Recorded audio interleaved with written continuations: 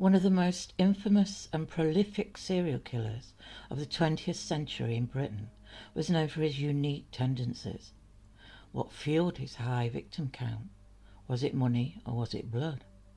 It was reported that his distorted belief in being a vampire compelled him to irresistibly crave his victim's blood. Well, that's what he says. George Haigh's depravity extended beyond his peculiar motivations for the murders. His distinctive and unconventional method of disposing of the bodies earned him the moniker the acid bath murderer, when it was revealed that he would submerge the lifeless bodies of his victims in a bathtub and pour acid over them. Although that's not actually how he did it, well, at least he didn't use a bath. Haigh was an extremely dangerous man who was seen as a bit of a curiosity, as for no apparent reason other than what he had claimed drove him. They couldn't put him into a category, and that puzzled the psychologists. His parents were not absent. He had a decent upbringing and a reasonably normal social life, and there didn't seem to be any carnal motivation, unlike Christie. When comparing Haigh and Christie, the contrast between the two becomes strangely clear. When envisioning Christie, one cannot help but picture an unusual individual, a diminutive man with a soft yet unsettling tone to his voice. His sinister eyes, which held a dark and menacing gaze, fixated on his victims as they exhaled their final breaths, satisfying his twisted desires. The media focused on his pitiful demeanour, broadcasting his despicable actions for everyone to witness. In contrast, Haigh possessed a somewhat appealing character, an attractive man who carried himself with an air of sophistication. Pre-1949 he was known to the law as a minor criminal. He was soon to be known worldwide, with his crimes dominating the front pages.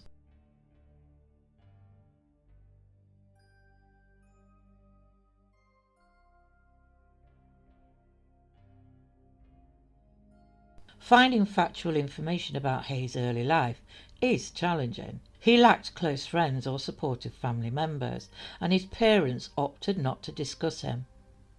Consequently, the details that have been gleaned primarily originate from Haigh himself when he spoke to the media. As is typical of psychopaths, his self-representation aimed to present a more favourable version of his life. Haigh's parents were both from Yorkshire. John Robert Haigh and Emily Hudson were married in July 1898. John Sr. worked in the mining industry, and Emily came from a hard-working coal mining family. By 1901, the couple had moved to Sheffield, where Haigh Sr. worked as an engineer. A little while later, around 1902, they had moved to Lincolnshire, where Haigh Sr. worked hard and earned promotion. Haigh Sr. and Emily were a very religious couple and attended the Plymouth Brethren Meeting House, a nonconformist Christian house where like-minded people would meet. These beliefs, which were also followed by Haigh's grandparents, would be predominantly used by Haigh at his trial. Members were to live by moral standards rather than give in to desires, and to follow their beliefs rather than be influenced by others. Because of their beliefs, they saw themselves as superior to those outside of their faith. Later in life, Haigh's mother would say they despised the people in their village, as we thought we were God's elect. On July the 24th, 1909, John George Haigh was born at home in Stamford, Lincolnshire, and would remain an only child. About a year or so later, the family had moved back up north to Outwood, just north of Wakefield, where Haigh Sr. was now employed as a colliery engineer. They enjoyed a fairly comfortable life in a 5-bedroom terraced home.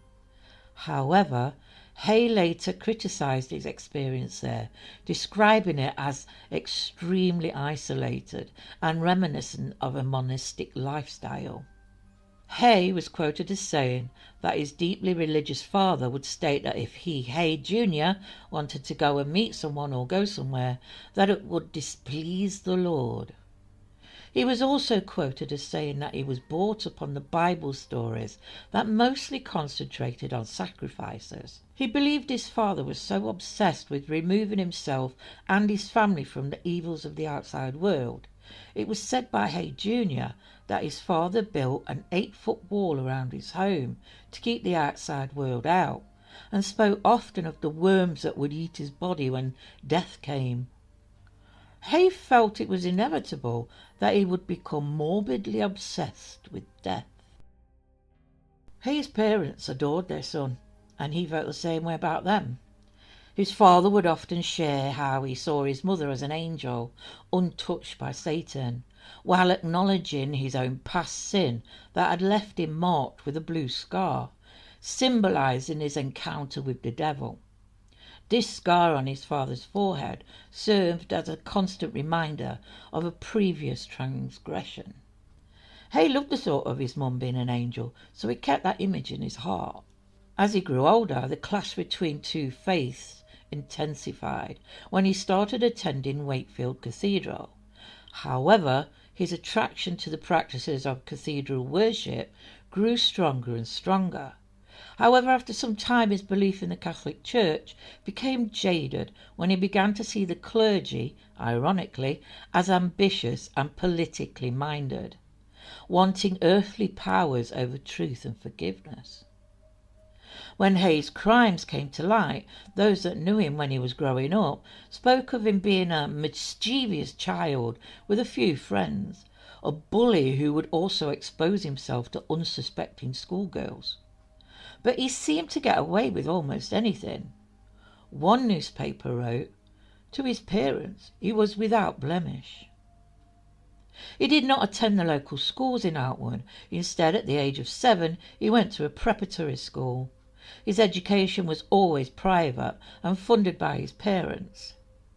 He attended a highly esteemed school, but struggled academically in some subjects and excelled in others. It was also while at school he learnt how to forge names and pick locks, which also got him the cane. He didn't like school, and his teachers gave him mixed reports, some claiming he was mischievous and others claiming he was charming and attentive.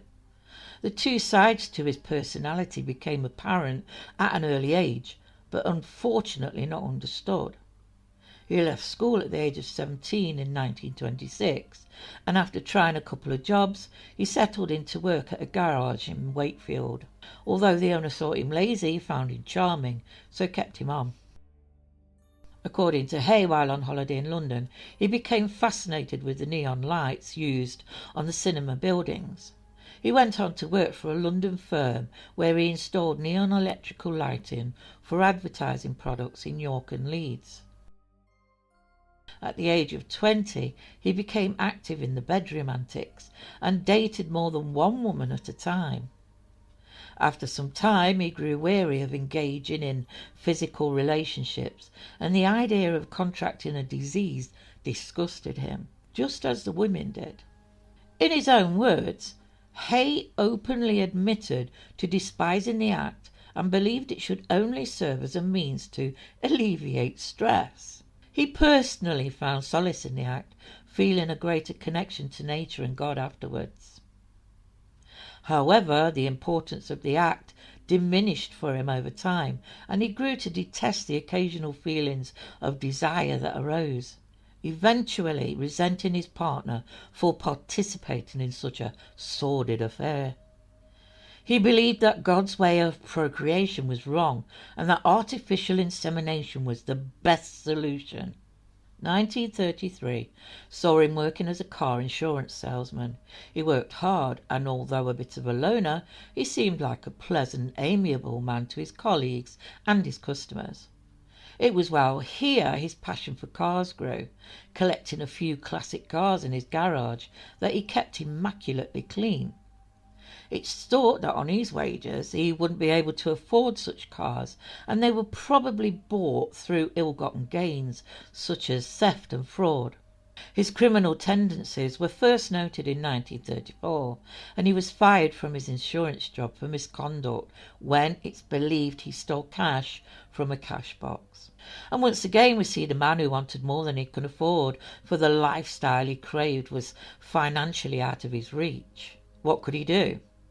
Well, he was a good worker, but the wages weren't enough. What else was he good at? Oh yeah, fraud. Along with his reasonably good looks and his ability to charm others, this, he believed, would help him move forward. Money was his motivation. In 1934, Haigh married the pretty blonde Beatrice Hamer at Bridlington Registry Office. Both Haigh and Hamer's parents didn't know about the marriage until after. Haigh's parents were disapproving of their son's new bride, supposedly due to her lack of religious beliefs and moral values. Similarly, the bride's family was unimpressed with their new son-in-law. The marriage, it was suggested, for Haigh was a convenient way for him to finally move out of his parents' home. It is possible, as back then it was the norm for children to live with their parents until marriage. They moved into a terraced house in Leeds, but the marriage didn't last long. We don't know what happened in the marriage, as Beatrice hardly spoke about it to anyone, but it's strongly believed that Haigh's criminal exploits at the time was the reason it ended. In 1934 he forged documents to defraud a company in Hull for £420, using another man's name. A little while later he repeated the same crime for the sum of £120. He tried this twice more on two other companies under other names, but wasn't successful. Haigh and his accomplices, Alice Rochhead and J. Lambert, was arrested on the 7th of November at Leeds City Petty Sessions. They were given bail and the trial was set for the 22nd of November. It was at a later date that the full extent of Haigh's crimes would come out. The three pleaded guilty.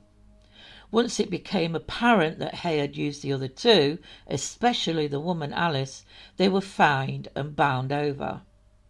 Haigh was given a 15-month prison sentence. While in prison he received a letter from the Brethren that seemed to shock and upset him, as they had been informed of his crimes and had decided to formally cut him off.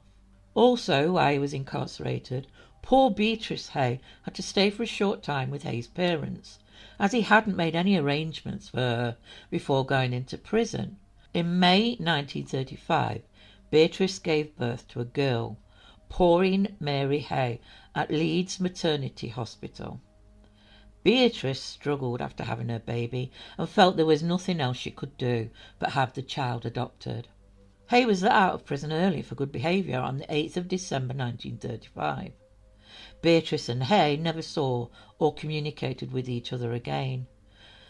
Just as a side note, Haigh and Beatrice never divorced, and Beatrice went on to marry twice, with her bigamy going unnoticed. On Haigh's release, he was set up to work in a dry cleaner's. Unfortunately, the part owner of the business died in an accident, and his wife didn't want to carry on with the firm, so it went into voluntary liquidation. Sometime in 1936, Haigh made his way to London and got a job working in an arcade. The owner, William McSwan, and Haigh got on very well and became close friends, but Haigh's ambitions were aimed at something more profitable. While living in Hammersmith, he taught himself law, well, enough for him to use when he needed it. His next decision was to defraud on a larger scale, using shareholding companies as a means to get money. It was quite a large-scale scam, but like before, it was discovered, and on the 23rd of November 1937, Haigh was brought before the courts at the County Hall, Kingston-upon-Thames, at the Surrey Assizes. He pleaded guilty to having obtained money by false pretences. The prosecutors at the trial said that Haigh had posed as a solicitor acting for the executors of deceased persons. He claimed he could sell shares cheaply to existing shareholders and gave an address for them to send a cheque as part payment. He then sent out papers with false names and addresses on it. A rightfully disgusted judge said it was one of the most terrible instances of fraud he'd seen so far and wanted to give Haigh a hefty sentence, but because Haigh was only 28, he was sentenced to 4 years penal servitude. Haigh didn't show any remorse. It was a game to him. If anything, he was quite proud of himself. He was in prison for the 23rd of November 1937 to the 13th of August 1940, serving the first part of his time in Wandsworth Prison. He was then transferred to Chelmsford Prison. Sometime between 1938 and April 1940, he was sent to Dartmoor. His release date was meant to be the 23rd of November 1941, but once again, due to good behaviour, he was released early. Side note, while he was in prison, he apparently spoke about taking lives, and if there was no body found, the person just simply disappeared. How would anyone know if a death had happened? It is also the first time we hear about the possibility of acid being used to dispose of a body. It's also possible through his constant use of the library in prison that he had read of this form of disposal. When the Luftwaffe blitz on London happened, Haigh, newly released from prison and now living in James's Street, London, joined as a fire watcher and was stationed at the Arts Display Services in Pimlico. As this employment was a reserved occupation, it meant that when Haigh was required to register for the armed forces, he wasn't required to enlist. During this period, Haigh, like many others, used the war as a distraction to continue his criminal activities. He found himself in and out of prison, often for larceny, started from around May 1941. In June he received a sentence of 21 months hard labour for committing a crime while on licence. He tried to appeal his sentence but failed. He was moved from Wandsworth to Chelmsford, ending up in Lincoln Prison, of which he hated, claiming it the worst prison he had ever been incarcerated in. But it's also here where he was designated to work in the tinsmith workshop, where sulfuric acid was easily available. It's been said that other prisoners would supply Haigh with mice for him to experiment with. It's presumed the mice were already dead and he would use the acid to dissolve them. Interestingly, he spent longer in prison this time, being released in September 1943. In the autumn of 1943, he was summoned before the medical board as a prelude to enlistment. He didn't turn up. Instead, he took himself to Crawley, a small town 28 miles from London and 18 miles from Brighton. After his last incarceration, Haigh had declared he wouldn't be locked up again and decided to try and make a living honestly. He got employed by a company, the Union Road Tool and Garage, to obtain quotes and orders. He came back to London in 1944 and seemed to have legitimate self-employment. He maintained a friendship with his former employer, Alan Stevens, whom he had been living with during his time of employment and often returned to Crawley to visit, in particular the 15-year-old daughter of Stevens and his wife. Haigh struck up a friendship with the young Barbara Stevens, taking her to the pictures, going out for drives, and while she attended Pitman's College, he would meet her and take her to a show after. Although Barbara was 19 years Hay's junior, they developed a close friendship that could possibly grow to something more. Barbara, no doubt, had deep feelings for Haigh, but it would seem he saw it as a brotherly relationship that could develop into more when she was older, but he wasn't sure. It would seem all the females in the family were enamoured with Haigh. He gave advice on hair, makeup and dress. In the words of one of the youngest women in the home, he was the most charming man I had ever met. He was kind and gentle, everything a man of culture should be. He's like a film star, always cheerful and well kept. She went on to praise him highly, remarking that he was always kind to people and animals. Barbara would add that he was always aware of his appearance and didn't like to leave the house without wearing something red.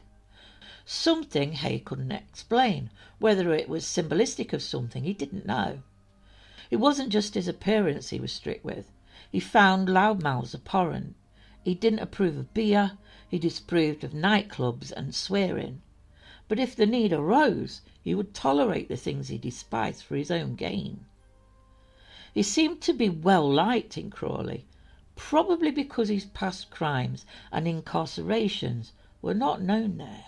Back in London, Haigh, it would seem, had devised a way to obtain money without actually having to work. All he required was a wealthy person.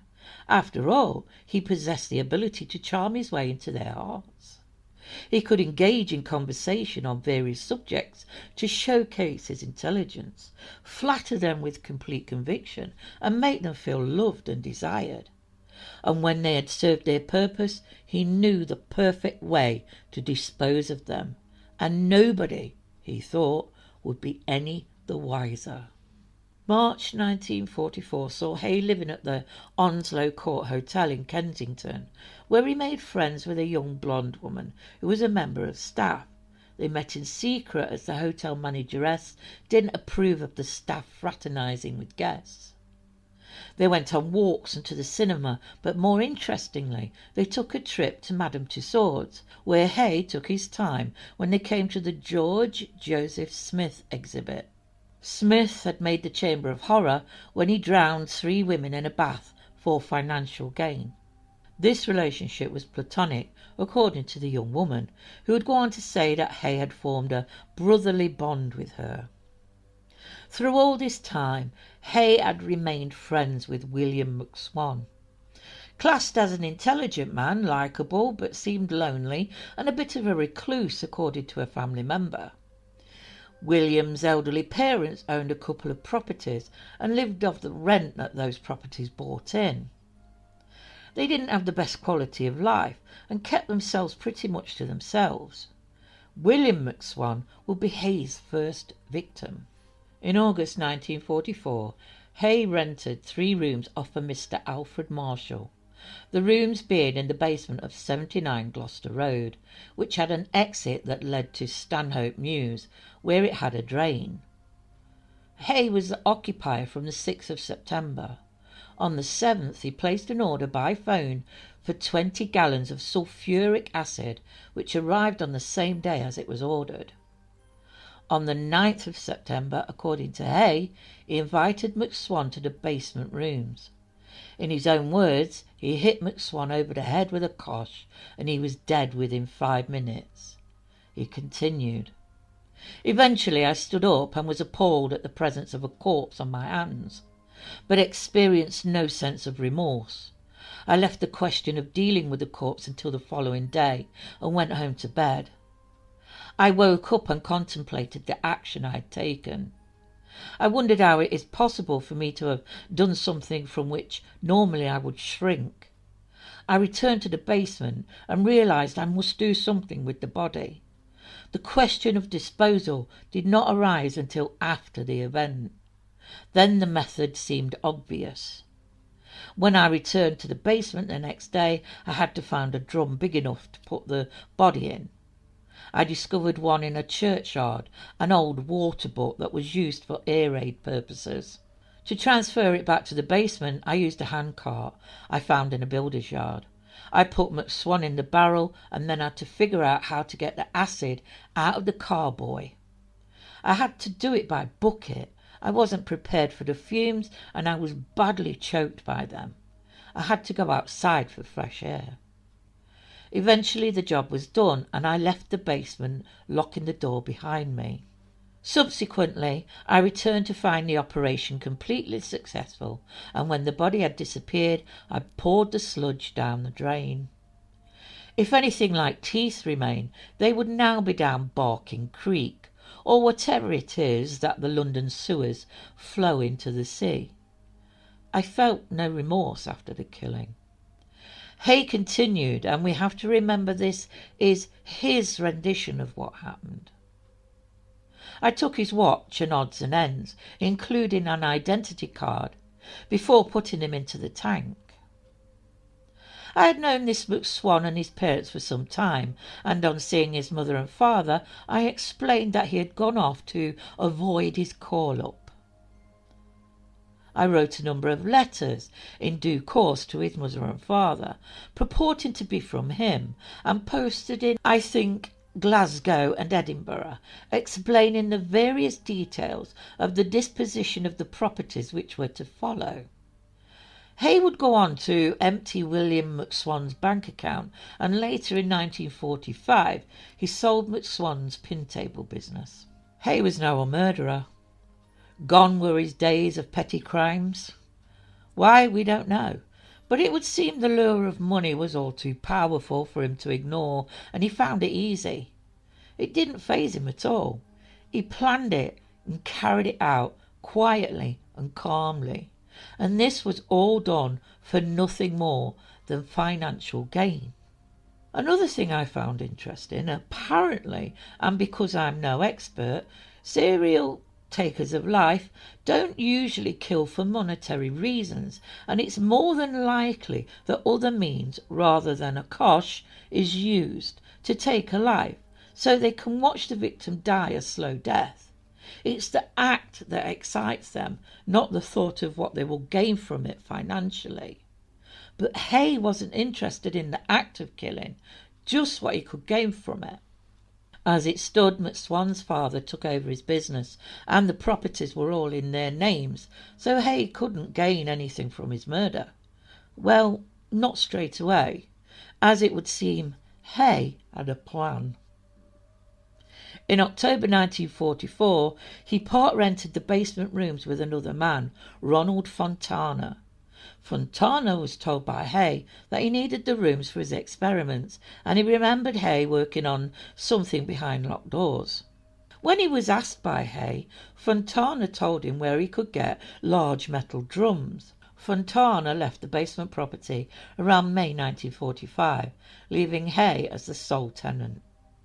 In February 1945, he brought 3 carboys of sulfuric acid, each holding 10 gallons, and he waited.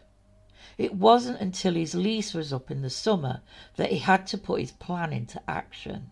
Around July the 2nd, he, in his own words, took McSwan Sr. and Mrs. McSwan to his basement rooms separately. He took their lives and disposed of them in the same way he had their son. According to Haigh, he used a cosh, but this time he claimed there was much blood. Coincidentally, an axe was given by Haigh to a Mr. Marshall, raising suspicions that he may have used the axe on the unsuspecting couple. Haigh's tenancy of the basement rooms ran out on July the 6th, 1945. What did he gain from the McSwan's death? Well, their ration books and identity cards, which allowed him to use the aforementioned ration books. Before selling the properties, he had letters sent out to the tenants claiming the rent was now to be paid to Haigh. There were some suspicions about this from some of the tenants, but nothing came of it. He ultimately sold the properties and McSwan Jr.'s business when he secured power of attorney for them. He sold off the furniture and emptied bank accounts. All of this combined earned him a substantial sum of money. Nobody, sadly, seemed to miss the McSwans. Some neighbours inquired as to why Haigh was emptying their flat, but he answered he had power of attorney and the McSwans had moved back to Scotland. It would also seem that the elder McSwan wasn't well liked. Claims that he was mean was mentioned by some. Although Haigh was seen as a curiosity, and in some ways he was, just like other serial life-takers, choosing his victims from those who unfortunately wouldn't be missed or little attention would be paid to their absence.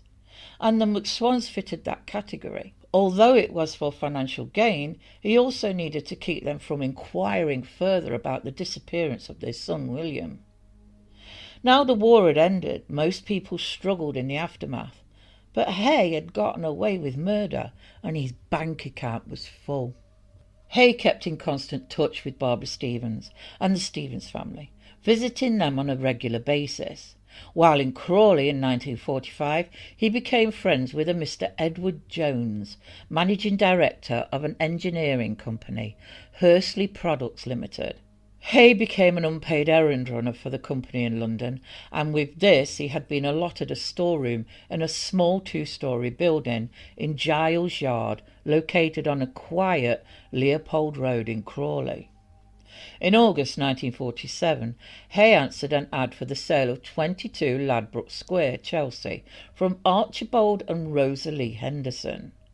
An asking price of £8,750 was offered, to which he offered £10,500 instead, but with no intention of purchasing the property.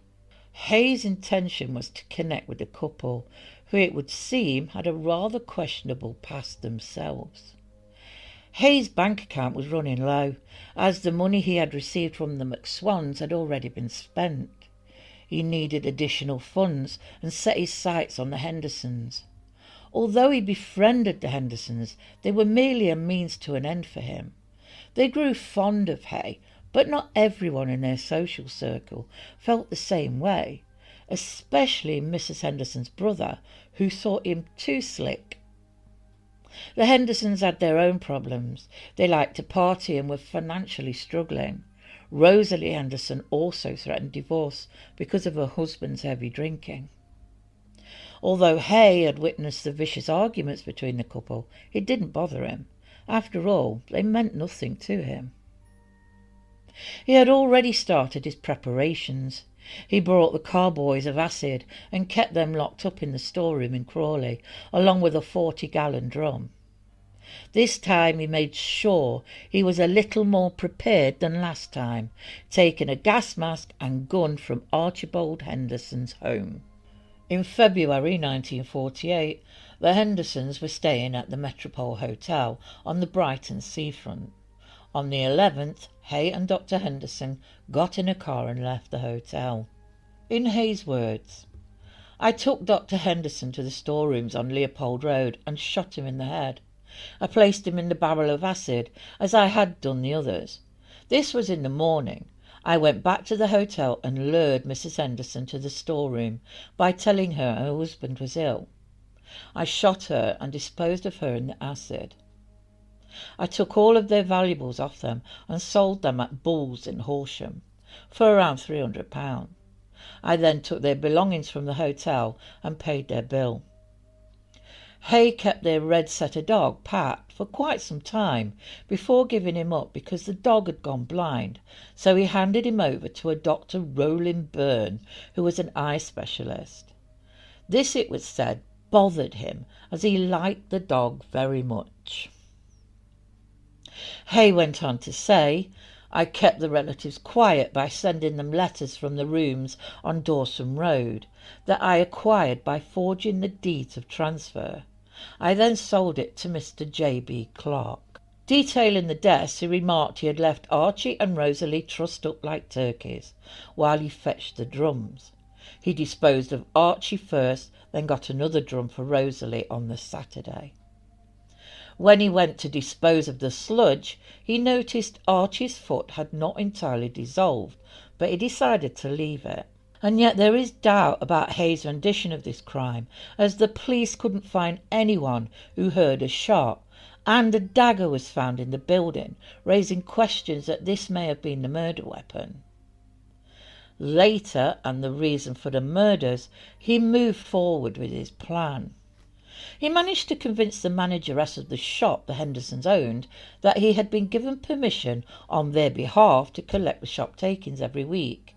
He then collected the rent from the 2 apartments above the shop. They were suspicious, that's for sure, but he showed them forged documents claiming they were from the Hendersons. Rosalie's brother was very worried about his sister's disappearance, and Haigh knew he was a danger. When he spoke with Arnold Berlin, he assured him he was just looking after the Hendersons' affairs while they were away. Arnold arrived in London, intent on finding out what had happened to his sister and her husband. Haigh took him to his sister's apartment, where he noted the luggage that had been returned from the Brighton Hotel. They then went for dinner. Haigh was adamant that he didn't know where they had gone. The Hendersons' passports had been left in their home, but little attention was paid to it. Later, on the 1st of March, Arnold had called Haigh and informed him that if he hadn't heard anything in the next few days, he would contact the police. Haigh had to do something and typed a letter claiming it was from Rosalie.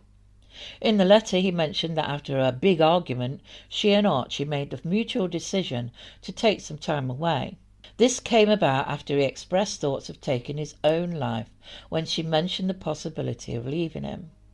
Their primary goal was to work on saving their marriage, which led them to choose to spend time away to work on things.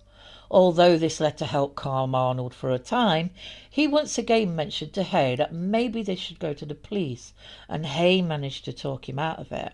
But Arnold did talk to a friend of his, a detective sergeant in the Stockport police.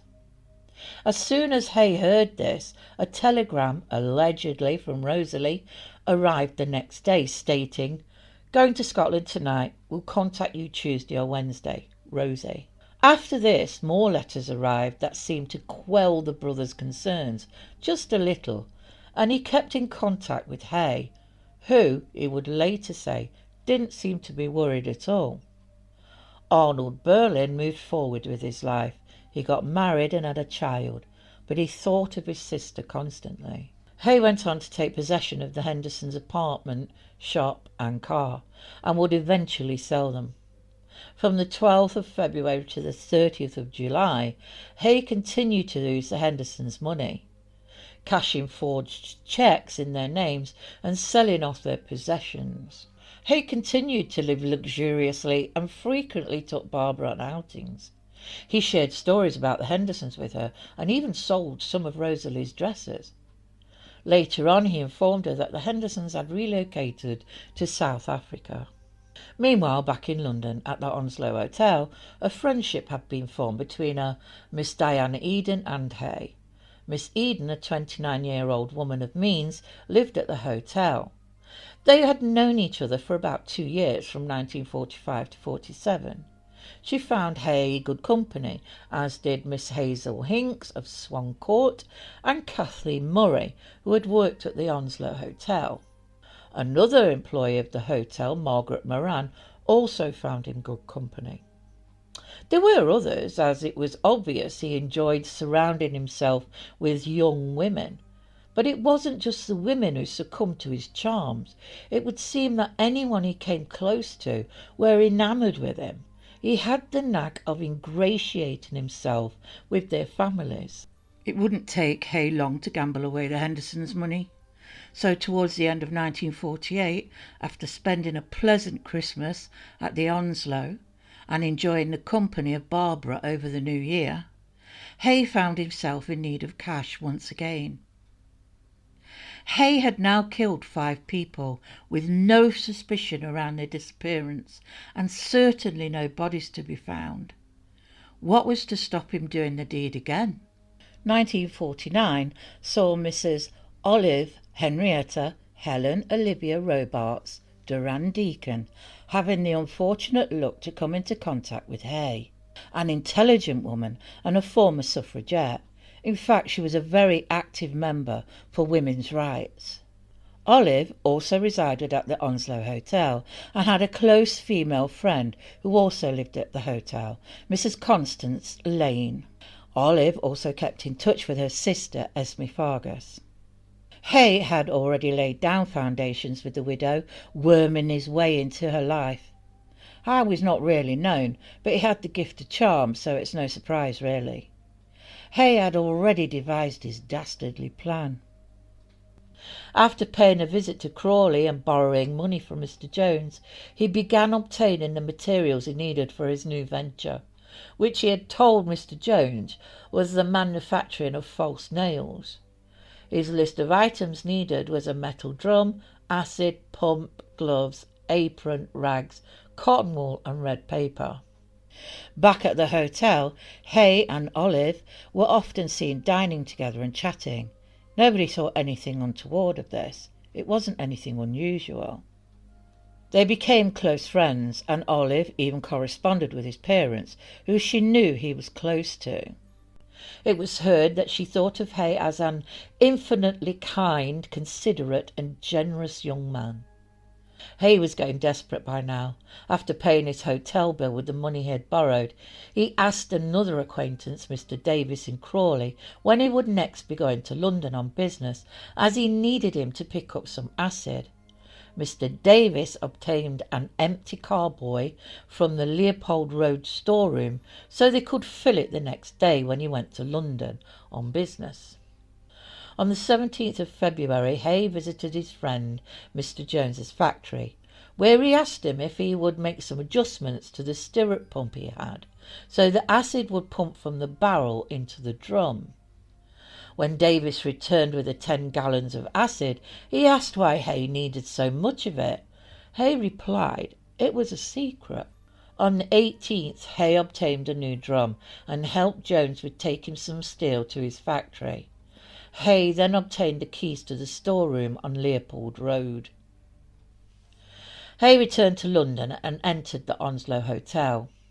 Mrs. Durand Deacon was last seen talking to her friend Constance, where she told her she had an appointment with Mr. Haigh, who was going to show her where he did all his experiments.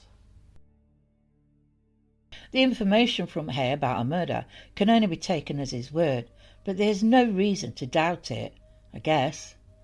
In his words, we left the hotel together and drove to Crawley in my car. She was inveigled into going to Crawley with me, in view of her interest in artificial nails. Having taken her in the back of the storage room at Leopold Road, I shot her in the back of the head while she was inspecting some paper for use as fingernails. Following that, I removed the coat she was wearing, a Persian lamb, and the jewellery, rings, necklace, earrings and a cruciform, and put her into a 45-gallon tank. He then left to visit Jones before setting off back to the storeroom. He was then seen going to and fro from the shed to the car. He went to eat, and according to the proprietor of the Ye Old Ancient Prize restaurant, he was in a light-hearted mood and mentioned he had a long journey ahead. Haigh, on returning to the shed, realised his mistake when he noticed he hadn't locked the door when he left. He donned his protective clothing and carried on with the next stage. In his words, I then filled the tank up with sulfuric acid by means of a stirrup pump from the carboy to the tank.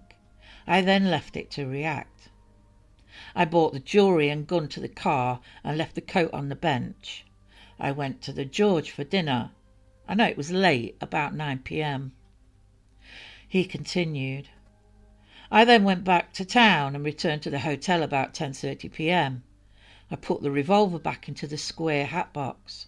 Before I put the handbag into the tank, I removed the cash, about 30 shillings, and a fountain pen, and kept these, and tipped the rest into the tank with the bag. Haigh later said the procedure of disposal had become very automatic by then. I am not aware of remorse. I find it would be true to say I had no reaction at all. I was numb to it. It is a fatiguing business getting a 14-stone carcass into an oil drum on one's own. It took me 2 hours to get Mrs. Durand Deacon into the drum.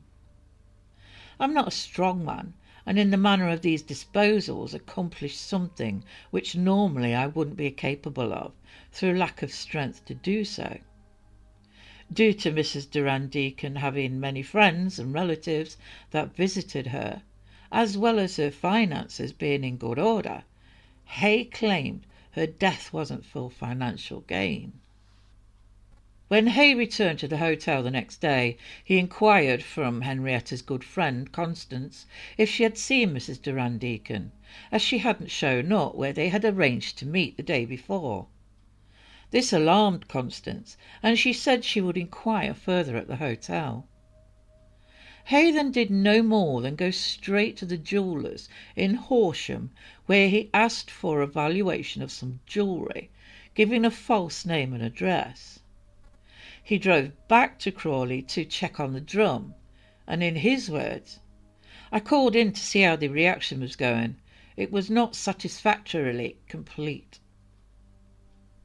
Haigh then spent an afternoon with Barbara before handing in Henrietta's Persian coat at the cleaners.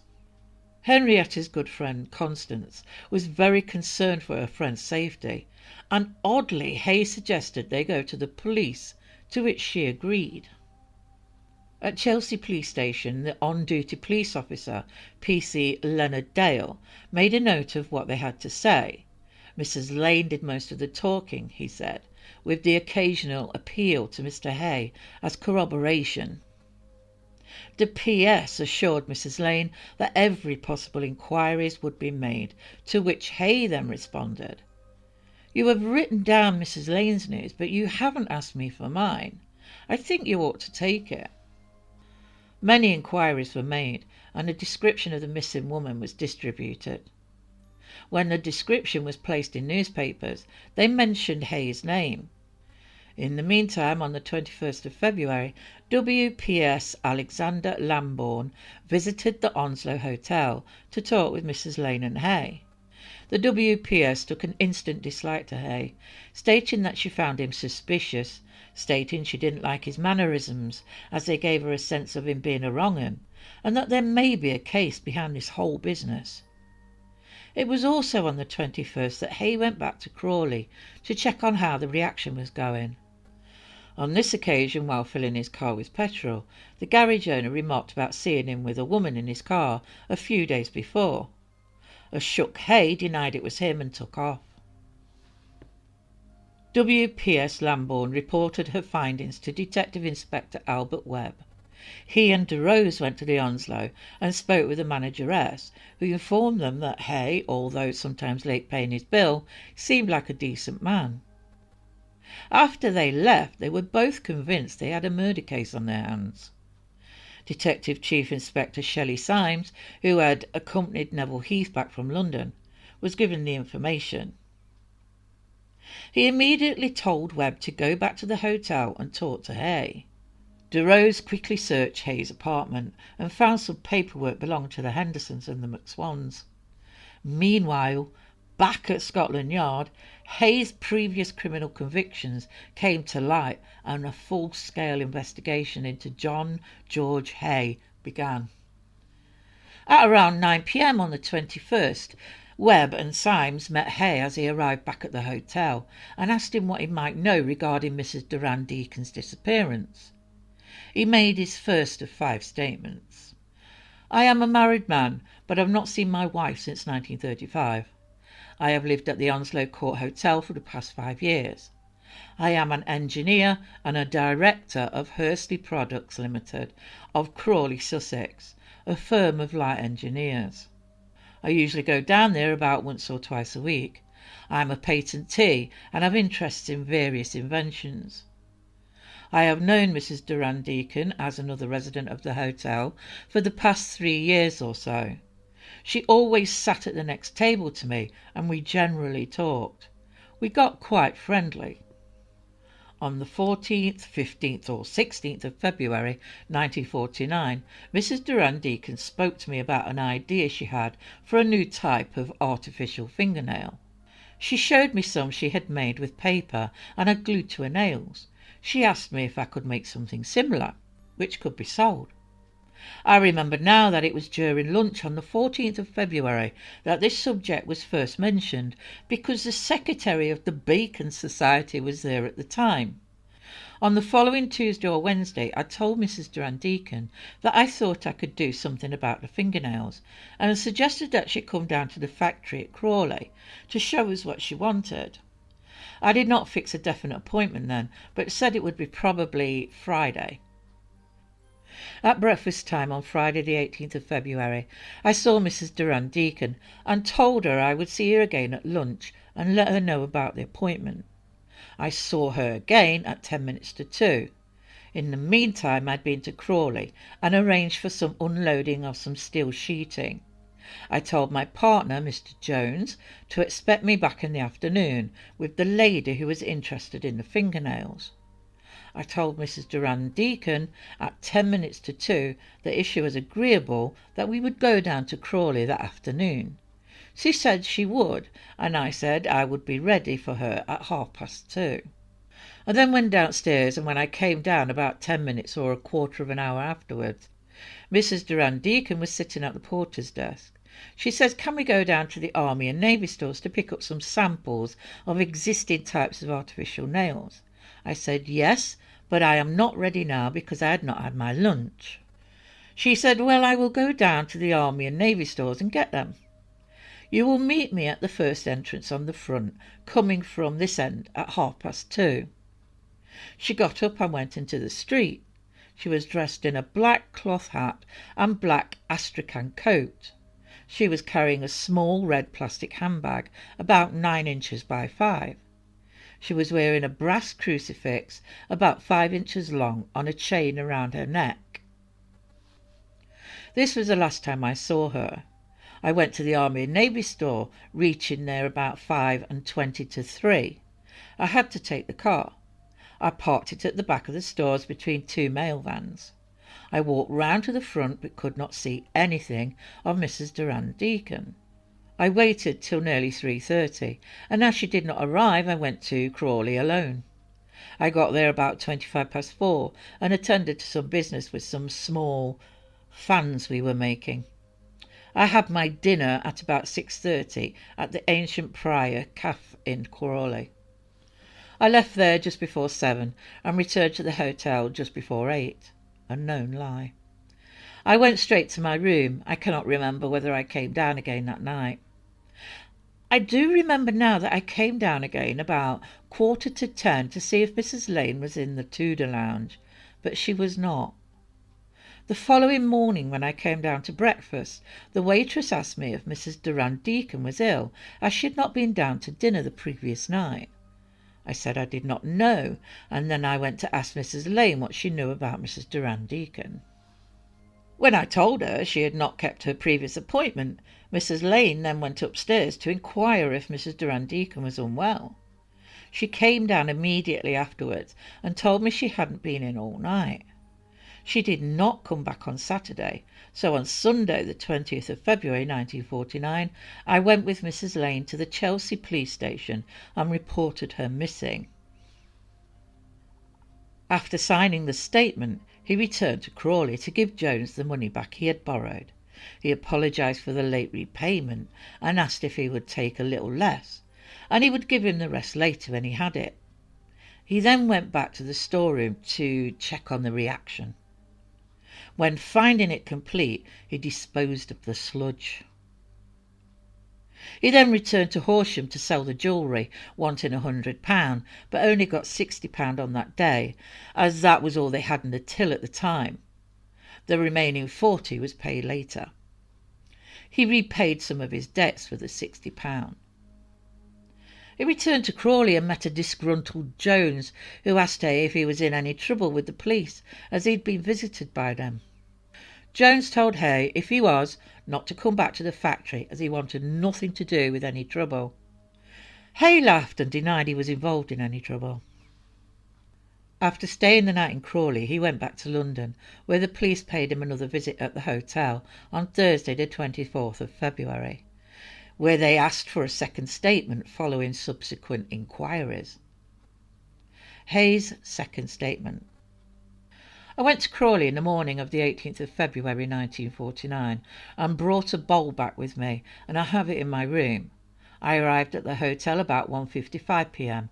and I left my car in front of the hotel by Manson Place.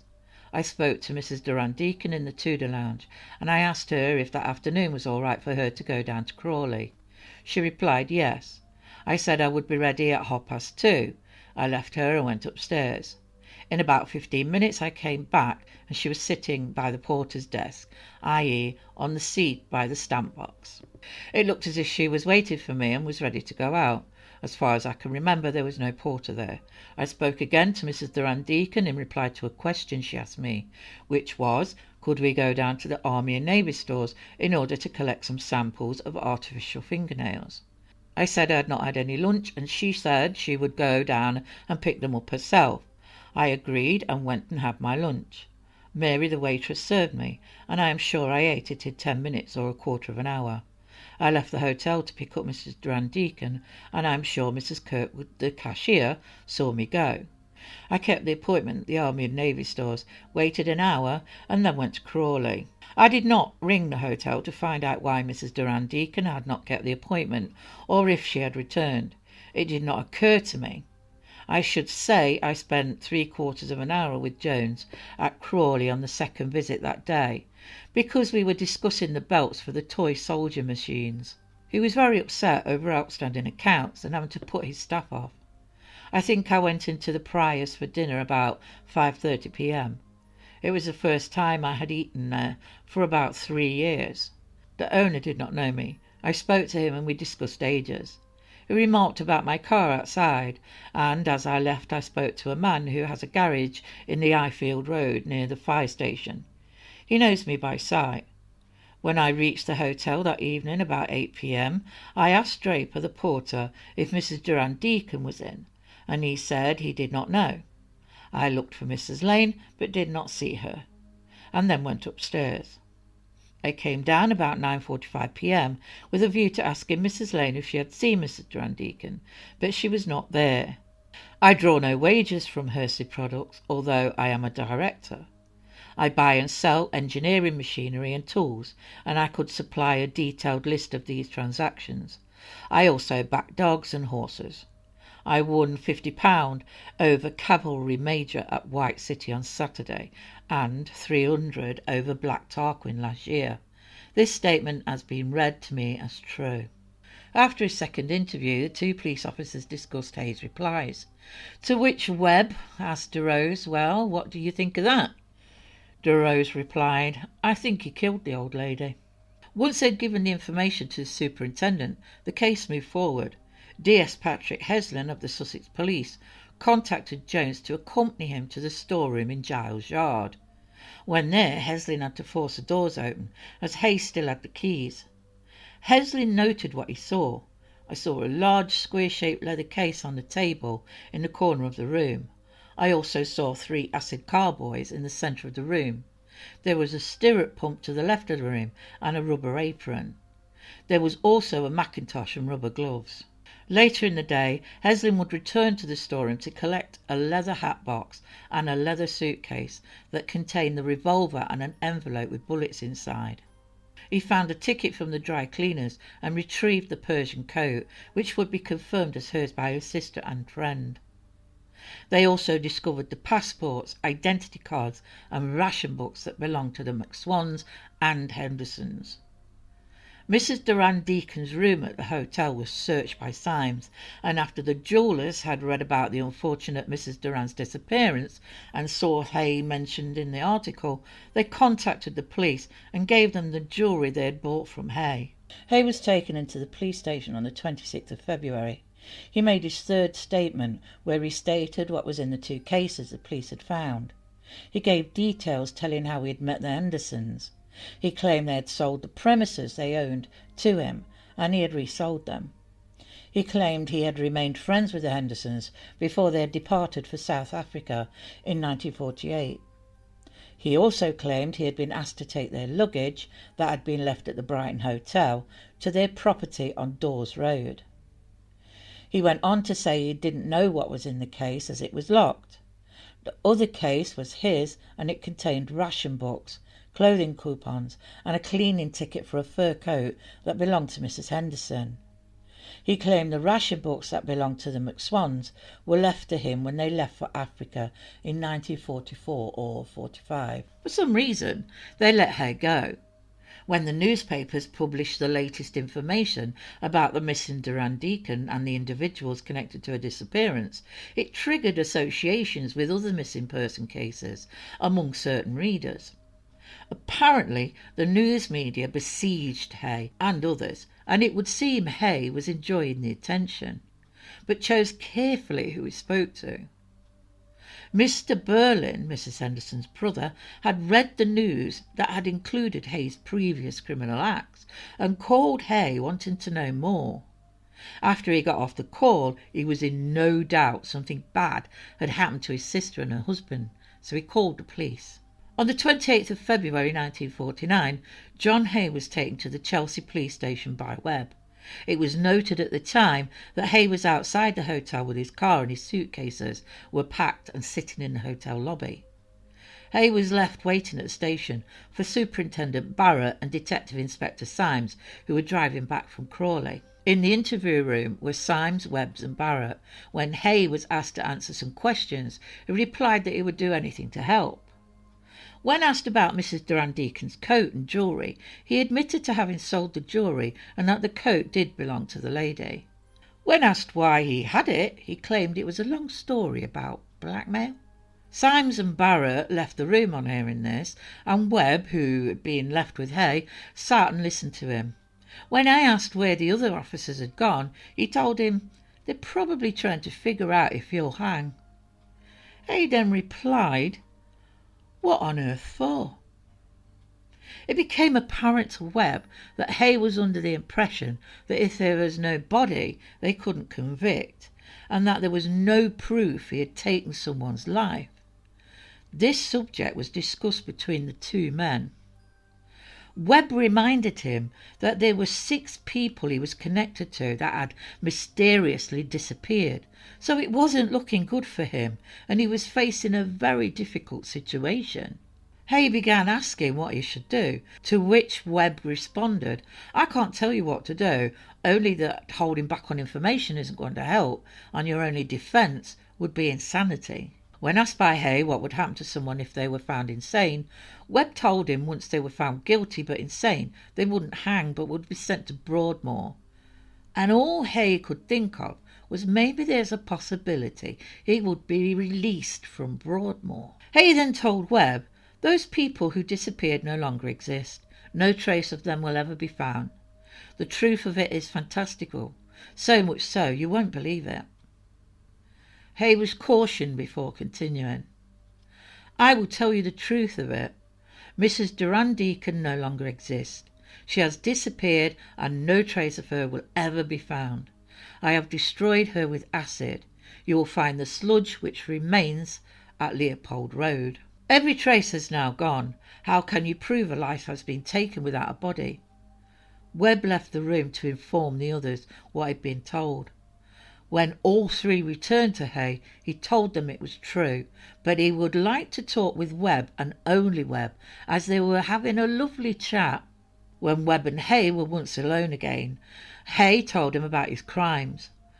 Webb recalled Symes and Barrett, and a formal written statement was made. He told them all about Mrs. Durand Deacon, the McSwans and the Hendersons, how he disposed of the bodies and how he sold items and properties that belonged to them. Most shockingly was the claim he made that he had drunk the blood of his victims, and this was his motive. In his words, after taking Mrs. Durand Deacon's life, "Then I went out and fetched in a drinking glass and made an incision, I think with a penknife, in the side of her neck, and collected a glass of blood, which I then drank." Of the younger McSwan, he recalled that he withdrew a glass of blood from his throat as before and drank it. Finally, as to the other 4, "In each of the last 4 cases I had a glass of blood as before." The claim came as a shock to the police officers, leaving a lasting impression. One of the officers even took a long sip of scotch to process the information. Was this just a ploy to claim insanity? As there were no bodies to examine, all they could do was take his word. Now, vampires were not as popular back then, but there were books by well-known authors that he could have read, and in the 1920s there was a story about a German serial life-taker who claimed to have drunk their victim's blood. Haigh was then taken to Horsham Police Station on the 2nd of March and formally charged with the murder of Mrs. Durand Deacon on the 18th of February 1949. He was remanded at the Magistrates' Court until the 11th of March, as there were more inquiries to be made that may result in more charges. On searching Haigh's hotel room, they found many items belonging to the victims. There were files concerning both the McSwans and the Hendersons, and a list of all the things he needed to dispose of Mrs. Durand Deacon. They visited the former properties of the McSwans and discovered they hadn't been seen since they went away with Mr. Haigh, recalled a neighbour. A thorough search was conducted at 79 Gloucester Road, with attention given to both the cellar and the rest of the property. During the search, 2 carboys were found, along with various other items such as a rubber apron, a gas mask, mackintosh and rubber gloves. Additionally, an acid sample was taken from one of the carboys. To further aid in the investigation, soil and sludge samples were collected and blood specks were observed on the walls. On March the 4th, Webb went to Lewes Prison to collect another statement from Haigh. In this statement, Haigh claimed to have killed 3 others in the same way as they already mentioned. 2 at 79 Gloucester Road and 1 more at Crawley. Any other bodies found were nothing to do with him. There is absolutely no evidence the other 3 people mentioned even existed at all, so it's been concluded that Haigh made them up along with the vampire references to solidify his claims of insanity. By now, Haigh had come to an agreement with the News of the World newspaper, where they would pay his defence costs and they would get a world exclusive. Interestingly, the editor of the Mirror newspaper was taken to court by Haigh's solicitors and found £10,000 and did 3 months in the same jail as Haigh for printing a story that was considered to be in contempt of court and that may prejudice the jury. Further searches were carried out with more and more items being found. The forensic team were kept busy with so much evidence being gathered, especially from the sludge that had been collected. Human remains were found, some bone pieces and dentures that were identified as Mrs. Durand Deacon's by her dentist. One of the doctors working on the forensics, a Dr. Simpson, wrote, "So much for Haigh's claim that every trace had gone." Dr. Holden examined some items from the storeroom and found bloodstains on the gas mask and apron, also on the cuff of one of Haigh's shirts on Mrs. Durand Deacon's fur coat, and a penknife found in Haigh's car. Dr. Turfer examined the revolver, finding it had been fired recently. Body fats and traces of acid were found on the mackintosh, rubber gloves and a wooden rod. Through all of this, he kept in constant communication with his parents and Barbara. The love they had for him and him for them was obvious from the letters they wrote to each other. They also showed his narcissistic traits. In one letter to Barbara, he claimed his love for her and asked why she would ask why he hadn't taken her life, claiming what they had was separate to the others, stating there was no affection involved. As for his parents, they decided not to visit their son, and he didn't want them to see him in the prison. They kept a low profile and rarely left their home. Dr. Snell, medical officer at Wormwood Scrubs, interviewed Haigh 3 times to determine sanity. He found there was no mental abnormality in the family. He found him vain, conceited and egocentric. In conclusion, he determined Haigh was of sound mind and had not suffered from such disease of the mind as would prevent him from knowing what he was doing, and that it was wrong. It was in his opinion that he was fit to plead and stand trial. At 10:30 a.m. on July the 18th, Haigh's trial began at the County Hall, Lewes, Sussex Assizes, in front of Judge Travis Humphreys. The counsel for the Crown was led by Attorney General Sir Hartley Shawcross. The defence led by Maxwell Fyfe.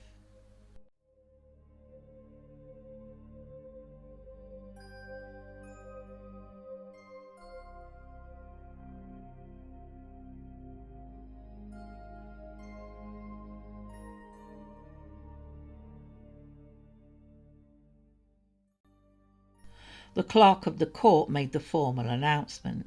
John George Haigh, you stand charged that you, on the 18th day of February of this year in this county, murdered Olive Henrietta Helen Olivia Roberts Durand Beacon. How say you upon this indictment? Are you guilty or not guilty? Haigh immaculately turned out in the dock pleaded not guilty. The evidence was brought forward, the witnesses questioned, the doctors on both sides gave their thoughts and conclusions on Haigh's sanity or lack of, with the latter being heavily relied on by the defence. Dr. Yellowlees, for the defence, thought his strict, lonely religious childhood was responsible for his mental instability, and when he was younger he was involved in an accident where blood from a cut on his head dropped into his mouth, giving him a taste for the blood. When cross-examined by Shawcross, I'm not asking you whether the man decided in obedience to a higher power to do what he realised was wrong. I'm asking you to look at the facts and tell the jury whether there is in any doubt that he must have known that according to English law he was preparing to do and subsequently had done something which was wrong. I will say yes to that if you say punishable by law instead of wrong. Punishable by law and therefore wrong by the law of this country. Yes, I think he knew that, replied the doctor, implying Haigh knew what he was doing was wrong. Shawcross also pointed out that the doctor had only visited Haigh 3 times, not 5 as he claimed, and in total spent only 2 hours with him. Fife, after trying to regain credibility for the doctor, stated, "That is all the evidence I desire to call, my lord." After the closing speeches, the jury retired. 17 minutes later, they returned with a verdict.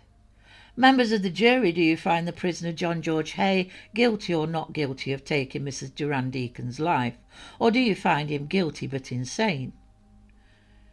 "Guilty of taking her life," the foreman responded. The judge then condemned Haigh to hang. Haigh was taken to Wandsworth Prison on the 19th of July 1949. On the 10th of August, Haigh was hanged by Albert Pierpoint and his body buried in the grounds. A crowd of around 500 people stood outside the prison, waiting for the official notice to be placed on the prison doors. Barbara remained loyal to Haigh, claiming she loved him but despised what he had done. His devoted parents went to their grave full of love for their son. The News of the World published his memoirs in them. He included his love of animals, especially Pat the red setter. He wrote of his love of cars and the taking of the lives of his victims, including the drinking of blood, which he gave graphic details of. John George Haigh didn't show any remorse for his victims and despised the term used for him and his crimes. In his words, the word murder is most unpleasant. It makes me wince. It implies a brutal and savage killing, done in cold blood and entailing suffering. He preferred the term killed. Thank you for watching.